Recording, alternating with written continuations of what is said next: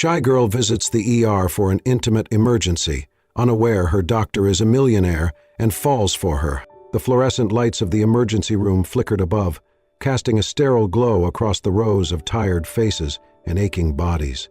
Maria Alvarez sat in the farthest corner, curled inward, as if trying to disappear into her oversized sweatshirt.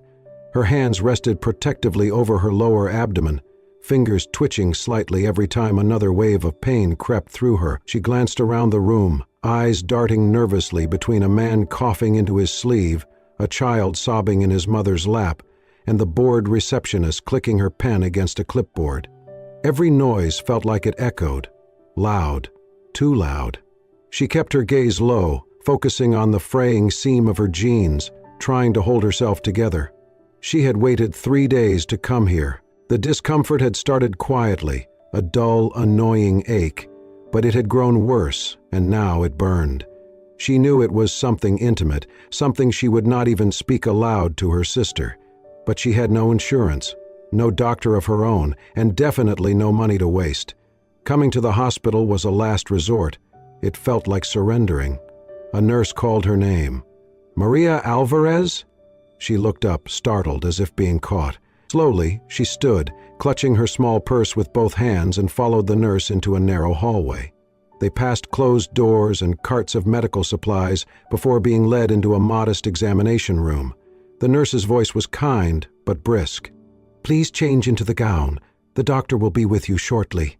Maria nodded, her throat dry. The curtain closed behind the nurse with a whoosh, and she was alone. She looked at the gown. Her fingers struggled with the ties, and she winced when she moved too quickly.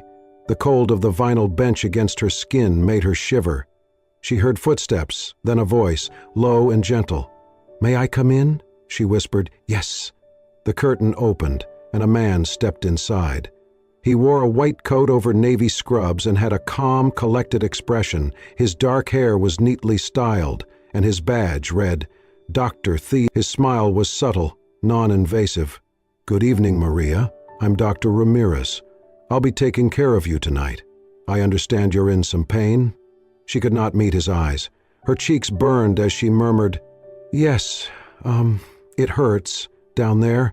She gestured vaguely toward her abdomen. "It's really bad. I didn't know where else to go." Theo nodded gently and wheeled his stool closer, careful to keep his tone soft. "Thank you for telling me. I know this kind of pain isn't easy to talk about, but you're safe here. You did the right thing by coming in." Maria's eyes watered from a mix of relief and humiliation. No one had spoken to her like that in a long time. He asked a series of questions about the pain, when it started, if she had experienced anything like this before. She answered in fragments. When he asked about her medical insurance, she lowered her head. "I don't have any." Theo didn't pause. "That's okay. Let's focus on getting you better first. Then we'll talk about next steps. We have financial assistance programs here, so don't worry about that right now." He continued the exam, explaining each step clearly, never rushing her, never acting distant. When he was done, he stood, removed his gloves, and washed his hands at the sink. "It looks like a treatable infection," he said. "A round of antibiotics should clear it up. I'll also give you something for the pain. You'll need to drink plenty of water and rest, okay?" Maria nodded, a tear slipping down her cheek. She brushed it away quickly, embarrassed. "I didn't want to come. I thought they'd tell me to leave," she admitted. Theo leaned slightly on the counter, folding his arms. "You're not the first person who's felt that way. But the ER isn't just for emergencies. It's for people who need help and don't know where else to go. I'm glad you came." Maria looked up, finally meeting his eyes. There was something familiar in them, a warmth that unsettled her, but not in a bad way. It reminded her of something, though she couldn't place it. As he turned to leave, he paused and added, "I'll send a nurse with your discharged papers and prescriptions. If you feel worse at any time, come back. You matter, Maria. Don't let anyone make you feel like you don't." And with that, he left her sitting there, stunned, not by the diagnosis, but by the simple kindness of being treated like a person instead of a burden. She looked down at her lap and took a shaky breath. Maybe the worst of the pain was over. Maybe something else had just begun. The lab technician had just wheeled Maria away for a few standard tests when Theo returned to his workstation, rubbing the back of his neck. The ER was busier than usual tonight, but something about Maria lingered in his mind. Her voice, the way she had clutched her purse, her shy but quietly resilient gaze. He opened her file to update his notes, and his eyes landed on her full name, Maria Alvarez, 24, Hispanic, no insurance, lives in a low-income apartment complex near 8th Street. 8th Street. His fingers froze on the keyboard. A flicker of memory, uninvited but sharp, passed through his mind. 2 years ago, rain coming down in sheets, his white coat soaked, his backpack hanging off one shoulder, half broken. He had been standing at the checkout line of a corner grocery store, cold, tired, and utterly defeated. He had just finished a night shift as a fourth-year medical student. His feet ached, his brain was mush.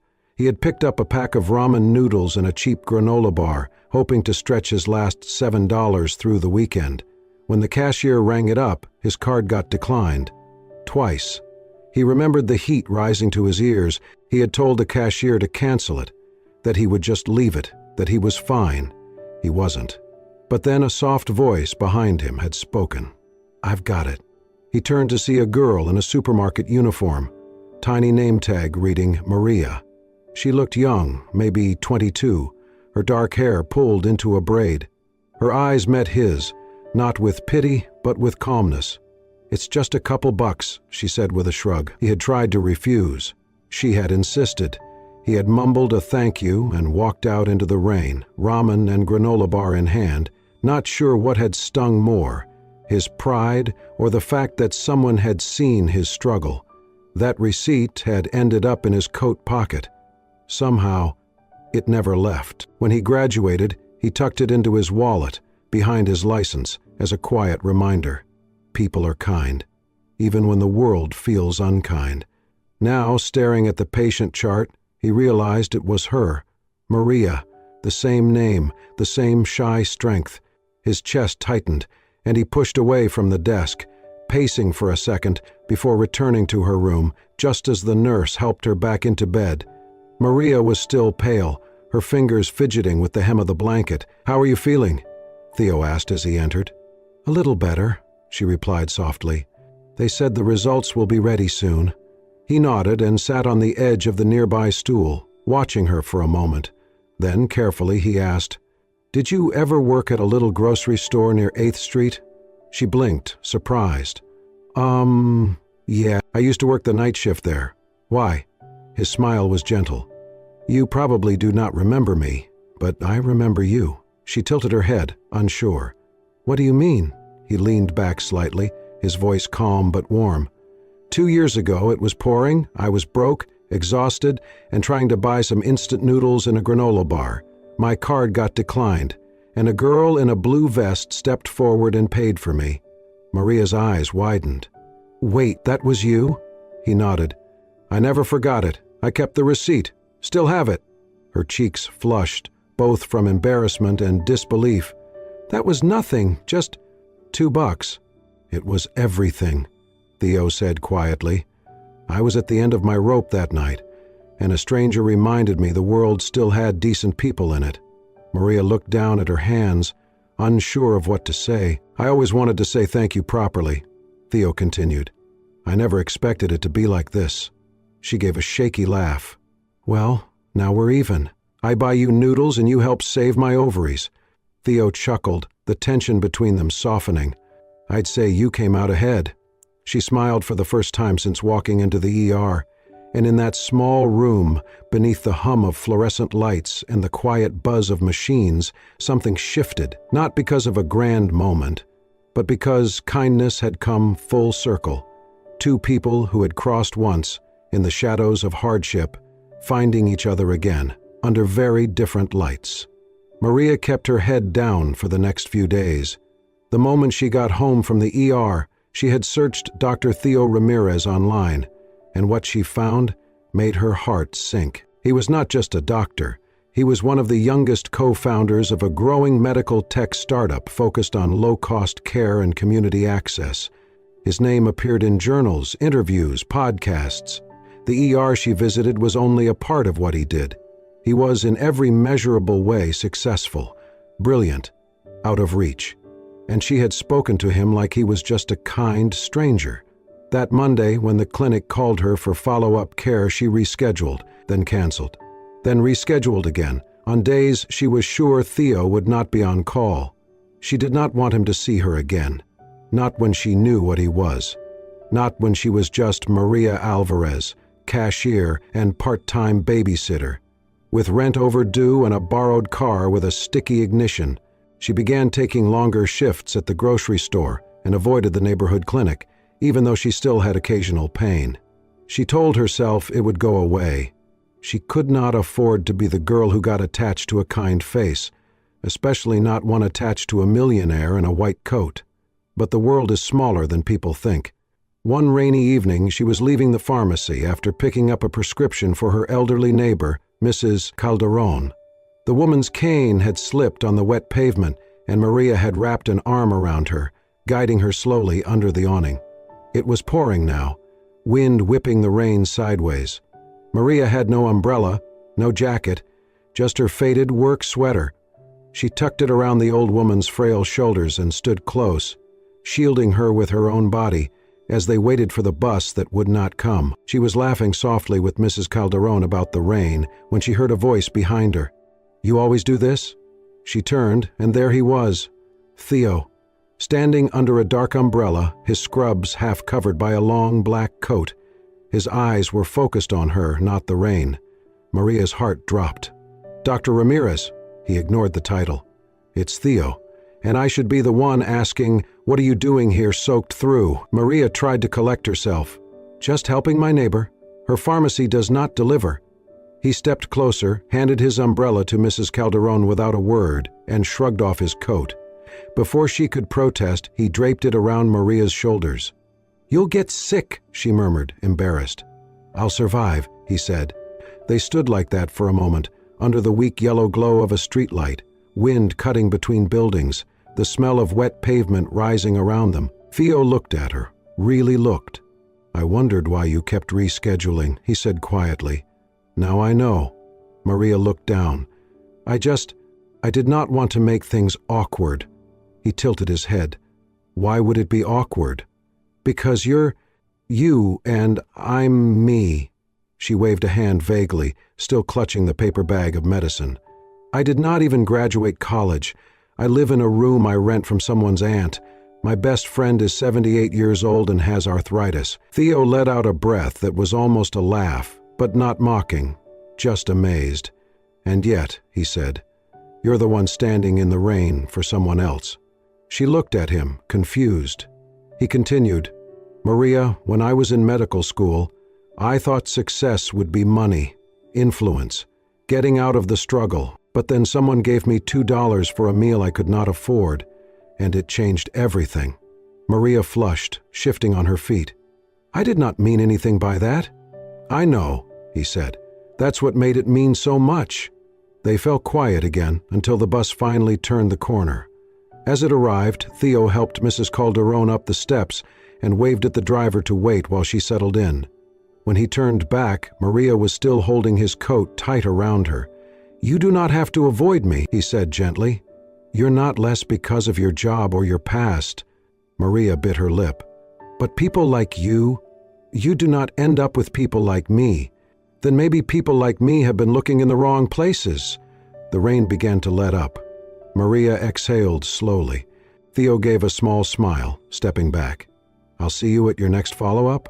She hesitated, then nodded. As he walked away, she stood still, Theo's coat still warm around her shoulders. She did not feel worthy yet, but maybe, just maybe, she could start believing she was not as small as she thought. Maria never quite stopped feeling like she was walking in someone else's world. The hospital corridors, the polished floors, the quiet efficiency, it all felt too clean, too far removed from the sharp realities of rent, groceries, and broken-down cars. She kept to herself during her follow-up appointments, answering questions politely, never lingering, and yet things started happening. The first was a bill she never received. She had been dreading it, knowing full well she had not met her deductible, that her ER visit would come with costs she could not cover, but no bill came. A month passed, then another. Finally, she went to the billing desk and asked. The clerk looked confused, tapping at a keyboard. "There's no outstanding balance under your name." Maria frowned. "That can't be right. It's been resolved," the woman said kindly. "You're good." Maria walked out with a swirl of confusion in her stomach. Then came the vitamins. One afternoon, she returned from work and found a small brown package on her doorstep. Inside was a bottle of high-quality multivitamins, with a note that read, "From your friends in the Community Health Initiative." There was no name, no return address. She held the bottle in her hands, heart thudding. It was nothing flashy, but it felt intentional. The final breadcrumb came via email. She had checked her inbox late one night after a long shift at the grocery store. Nestled between spam and ads was a short message from an anonymous sender. No greeting, no signature, just a sentence and a link. "You once said you liked numbers. This might help." She clicked on the link. Cautiously. It led to a small non-profit organization offering night classes in bookkeeping and accounting, with a scholarship program for low-income applicants. The deadline was in 2 days. Maria stared at the screen, then at the sender's address again. It was untraceable, but something about the phrasing, it was gentle, familiar. She almost applied, almost, but old voices in her head, those that whispered she was not enough, not smart enough, not destined for more, stopped her. What if she failed? What if they laughed? She had barely made it through community college before dropping out to care for her sick mother. Her dreams had rusted in the corners of her life. Still, she could not ignore the small warmth blooming in her chest. Someone saw her. Someone thought she was worth investing in, and yet that same realization made her panic. She was not ready for hope. She was not ready for kindness that might turn into heartbreak. The next day, she opened her email and composed a message to the clinic. Subject: follow-up cancellation, body. Thank you for everything, but I've decided not to continue with the program. Please cancel my future appointments. I'm doing better now. She hovered over the send button for a full minute before clicking it. 2 hours later, she received a reply. Not from the clinic receptionist. From Theo. Subject: follow-up cancellation. Body: Maria, I respect your right to choose what's best for you, but please do not let fear speak louder than your future. You once offered a stranger a simple act of kindness. You believed he was worth helping, even when he had nothing. I am just returning the favor. Do not step away from opportunity because you think you're undeserving. You're not a charity case. You're someone who once lit a small light in a very dark moment. Let me do the same for you. Theo Maria read the email 3 times. She sat back in her chair, hands trembling slightly. He remembered, not just the Goimi story, not just the night in the rain. He remembered her, the girl behind the register, the girl who smiled without expecting anything back. She was not a case, not a project. She was a person. She closed her eyes and let out a slow breath. Then, for the first time in weeks, she opened the scholarship application page again. She started filling it out. Name, address, story. When it asked for her motivation, she wrote, "Because someone believes I can." And this time she hit submit. It was supposed to be just a walk. Maria had the day off for the first time in weeks. She wandered the city aimlessly, sipping on a cheap iced coffee, letting the rare Southern California breeze brush against her face. She had not planned on stopping by the community center near Boyle Heights, but something about the crowd gathering there caught her attention. Bright banners fluttered above a makeshift outdoor exhibit, Health Beyond Medicine, Stories That Heal. Curious, she walked closer. The place was bustling, kids painting in one corner, a mobile clinic parked at the edge, volunteers handing out wellness kits. Along the main pathway stood a row of framed photographs mounted on easels, each one captioned in neat, handwritten lettering. One photo showed a teenage boy helping an elderly woman cross the street. Another captured a young nurse in scrubs braiding a patient's hair. Each image was a moment, simple, ordinary, yet brimming with something quiet and powerful. Maria wandered past them slowly, feeling oddly emotional. She had always believed healing was sterile, something that happened with medicine and machines. But these photos told another story, and then she saw it. The photo was grainy, clearly taken on a store's security camera. She recognized the scene instantly, even though it had been 2 years. It was her back turned slightly, one arm stretched out to tap her debit card. In front of her stood a young man in faded jeans and a hoodie, clutching a packet of instant noodles. She stared at the caption. Sometimes healing starts with a stranger who sees your hunger and doesn't look away. Her breath caught in her throat. The world blurred. It was not the $2. It was the fact that someone remembered. That someone thought this mattered. Tears welled up, hot and sudden.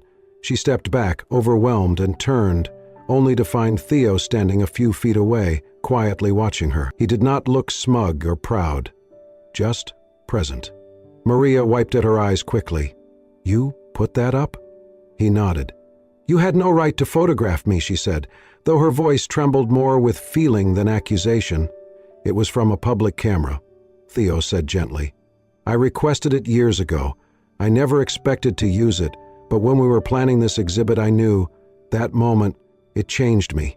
Maria's fists clenched. "You're acting like I saved your life. It was $2. It wasn't even good noodles." Theo smiled softly. "I was a broke intern who hadn't eaten a real meal in a day. But it wasn't about the noodles. It was the fact that someone saw me and didn't treat me like a burden." Maria looked away, blinking fast. "I didn't mean to be a hero." "You weren't," he said. "You were just kind. And that, Maria, means more than you think." There was a long silence between them. Maria finally asked, "Why keep that receipt all these years?" Theo pulled out his wallet and unfolded a carefully laminated strip of faded thermal paper. He handed it to her. "I kept it," he said, "to remind myself why I do this, why I became a doctor, why I started that healthcare startup. I needed something to hold on to, something that wasn't about profit or prestige. That receipt, it's my compass." Maria stared at the thin paper, her name on the cashier line, printed in smudged ink. "You built an empire," she whispered, "on a grocery receipt." "I built it," he said, "because of what it stood for." Maria looked up at him then, and for the first time she allowed herself to really see him, not just the doctor or the CEO or the stranger in the rain, but the man who had been a boy once, hungry and invisible, until someone gave him a moment of dignity. "I thought," she said softly, "that you were just being nice because you felt sorry for me." "I am being kind," he replied, "but never out of pity." "Then why?" "Because I recognize your strength," Theo said, "and because I still believe in the kind of world where $2 and a little courage can ripple into something extraordinary." Maria held the receipt close to her chest, and for the first time since she walked into that ER, she smiled, not shyly, not doubtfully, but like someone who had finally stepped into her own story. It started with a whisper, a post on a gossip blog, tucked between celebrity rumors and product placements. The headline was cheap and baiting. "From cash register to riches, supermarket girl catches millionaire's eye." Maria would have missed it entirely if not for a co-worker's text. She clicked the link out of curiosity. Then regret punched her in the gut. The post featured a blurry photo of her outside the health exhibition, standing near Theo, face partially turned away. Someone had clearly followed them. The article mocked her background, her modest looks, her job at the grocery store. Worse were the comments. "She must be good at more than bagging groceries. Typical, guys fall for the poor girl sob story. Let's see how long she lasts once the thrill wears off."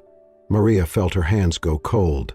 She barely remembered setting her phone down. The words burned, not because they were true, but because they echoed every doubt she had buried deep, every whisper she had told herself in the mirror.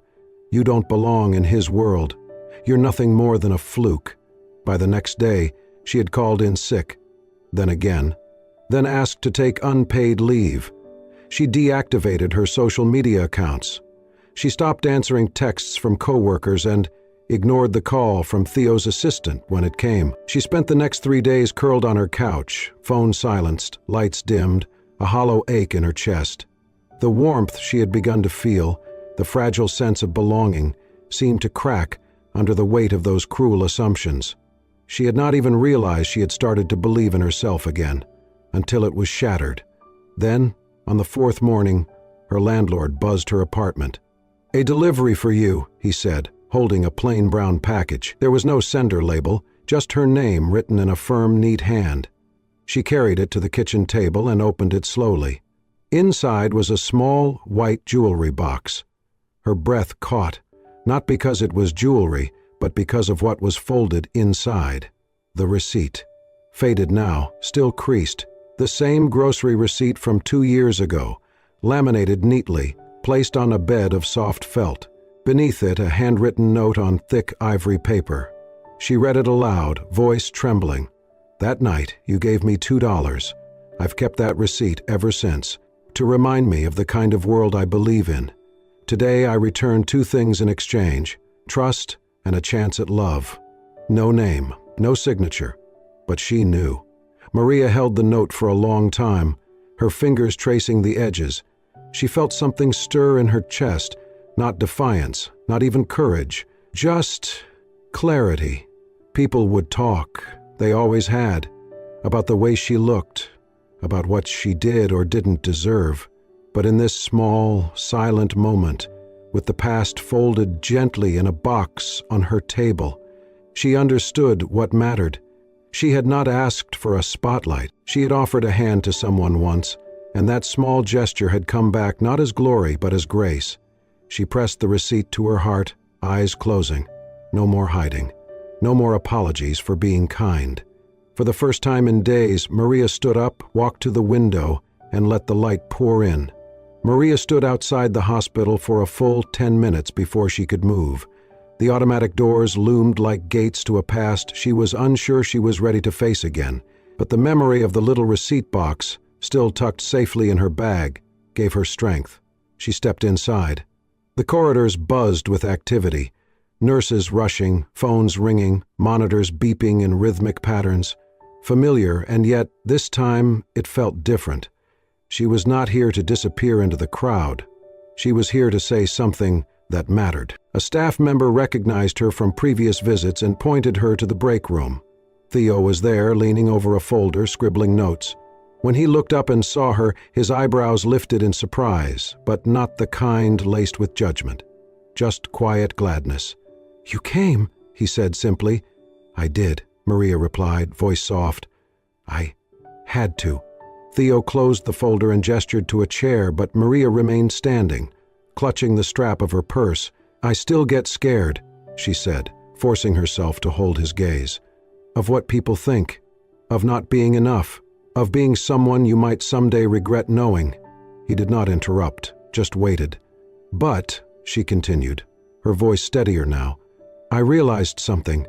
I am scared of a lot of things, but I am not scared of you, and I don't want to hide from someone who saw something in me when I couldn't see it myself." For a moment, silence hung between them, full but gentle. Then Theo stood up and stepped closer, not reaching for her, just there, present. "I do not need you to be fearless," he said. "Fear is human, but I would be honored to walk beside you while you learn to trust again." He reached into his pocket and unfolded a small pamphlet, the header printed in Spanish and English. "Community Wellness, Education, Support, Dignity. We are expanding the program," he explained. "Free clinics, community education, mentorship. We need someone who understands both sides of the story, who can reach people not through credentials but with kindness. Would you consider helping me build it?" Maria blinked. "You mean work with you?" He nodded. "Not because I owe you, not because you owe me, but because the world needs more people like you at the table." He extended his hand. Not as a doctor, not as a millionaire, but simply as a man offering a beginning. Maria stared at his hand, then slowly lifted hers. She hesitated just a second, then placed her palm in his. Warm, steady. "I want to try," she whispered. He smiled, not triumphantly, but like someone who had just watched a door open and sunlight flood in. Together, they stood in that quiet corner of the hospital, two people who had once collided over a forgotten receipt, now holding something far more valuable. A chance, not for rescue, but for rising.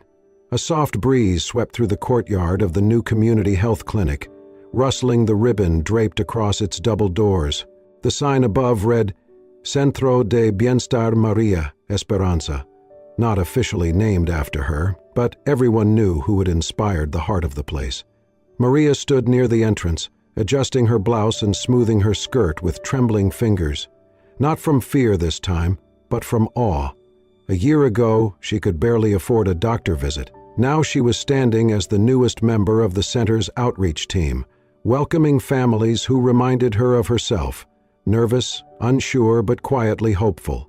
Children ran between the folding chairs. Community leaders, doctors, and volunteers gathered around the stage, and at the center of it all stood Theo, in a crisp button-down, sleeves rolled up, smile both proud and humble. When he stepped up to the microphone, the crowd hushed. "Good evening," he began, his voice steady, his gaze sweeping across the faces. "A year ago, we dreamed of a clinic that would not just treat illness, but restore dignity. Today, that dream stands before us, not just in walls or medical charts, but in people." He paused, eyes resting on Maria. In particular, in one woman. A woman who once hesitated to ask for help, but now holds the hands of others who need it. She did not walk into my office as a patient. She walked in as a mirror, reminding me of why I started all of this. He stepped down from the podium, and with no grandeur, took her hand gently in his. "I want to say this, not as a doctor or a founder, but as someone who has had the privilege of watching you become exactly who you were always meant to be," he said, looking into her eyes. "We met because you believed someone else was worth helping. Tonight I am only asking you to believe the same about yourself." Maria blinked rapidly, fighting tears, not from pain or shame, but something far deeper. She squeezed his hand, nodding without words, because some truths do not need to be spoken to be real. After the ceremony, as the sun dipped low, casting golden light across the sidewalk, Maria and Theo slipped away from the crowd. They walked down a familiar street, lined with small shops and faded murals, until they reached a humble grocery store near the corner. The same store. Maria stood in front of it, quiet for a long moment. "Funny," she said, reaching into her purse. "I never meant to keep this." She unfolded the small yellowing receipt, the one for $2.17, dated from 2 years ago. The ink had faded, but the memory hadn't. "I almost threw it away so many times," she continued. "It was just instant noodles, just $2, but I kept it. Maybe because I needed to believe I did one thing right in the middle of a mess." Theo took the paper gently, holding it like something sacred. "You did," he said. "And that day you changed the trajectory of my life, not with the money, but with the look in your eyes when you handed it to me, like you saw me, like I mattered." Maria smiled, the kind of smile that grows from the inside out. "It's strange," she said. "I thought I would always be the background in other people's stories, but you made me feel like I could be more than that."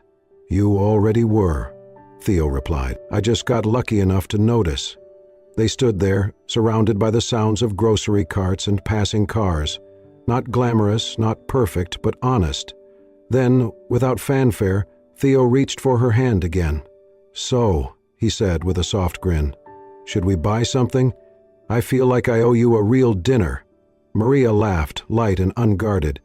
"Only if I get to keep the receipt." They walked inside together, past the checkout counter where it had all started, past rows of simple things made beautiful by memory, and into a future neither of them had planned, but both had quietly hoped for. Sometimes, healing does not come from medicine. Sometimes it starts with a small kindness, a shared silence, and two people who remember what it feels like to be seen, and choose, against all odds, to walk forward together. If this story moved your heart, reminded you of the power of small kindnesses, or made you believe in love that grows from the quietest places, then you're exactly the kind of soul we write for. At Soul Stirring Stories, we bring you real, raw, and heartfelt tales that shine light on the beauty hidden in everyday life.